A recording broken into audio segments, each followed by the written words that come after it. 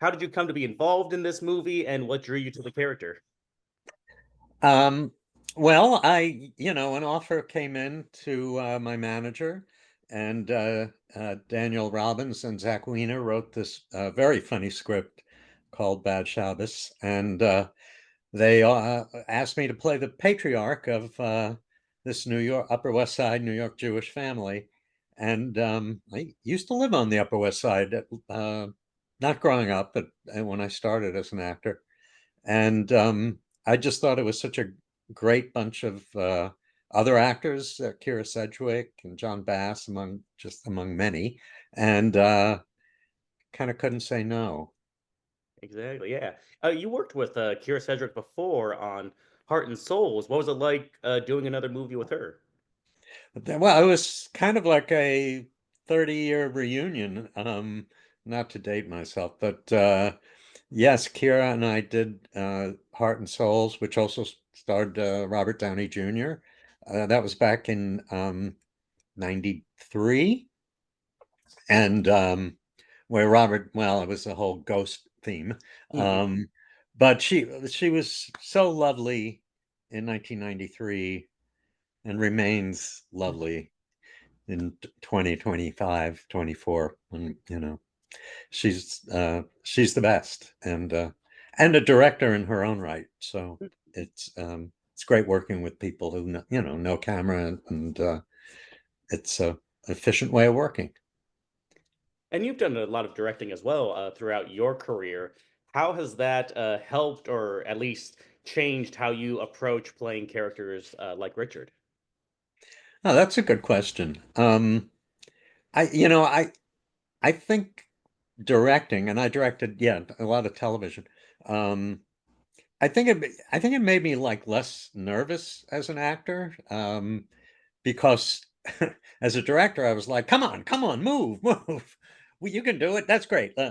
And I realized that little things in my mind that would like bother me were probably not that visible, uh, to the viewing audience, Mm.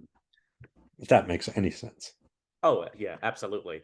Uh, Most of Bad Traps takes place in one location, the apartment where everything goes down. What was that like filming mostly on one set? Did it get claustrophobic at all, or did you kind of like just learn to move within occasionally the cramped space that you have?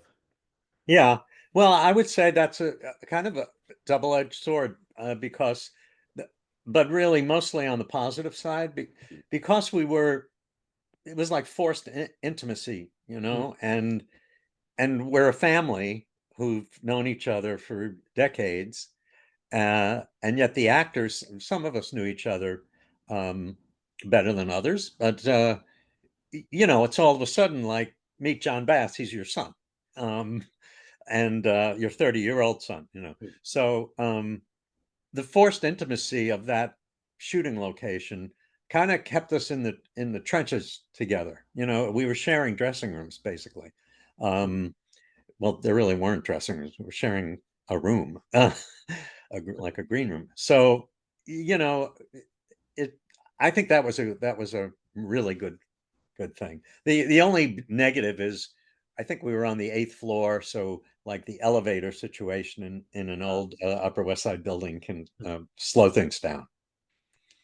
your character Richard is into self-help books. Have you read any particularly good self-help books yourself, or did you like pick it up while preparing for this role just to kind of get more into Richard's mind? um, I guess I've read my share of self-help books, and I was a double major at University of Michigan in theater and psychology, so I've always had an interest in my own head, about that thing, about psychology and so forth, and you know yeah, the self-help thing. So I didn't have to do any specific, like, get a book, but I kind of knew that road a little bit.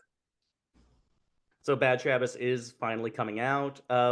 What's next for you? Are you getting gonna do more directing or acting, or what do you hope to pursue?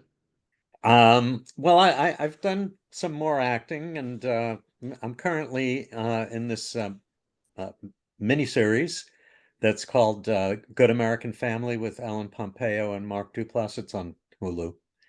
And then I'm in another sort of limited series, Ryan Murphy series called West Coast, which comes out in a couple of months. So trying to stay busy, even though the biz here is a little contracted Hmm. after the strikes and the pandemic and all that stuff.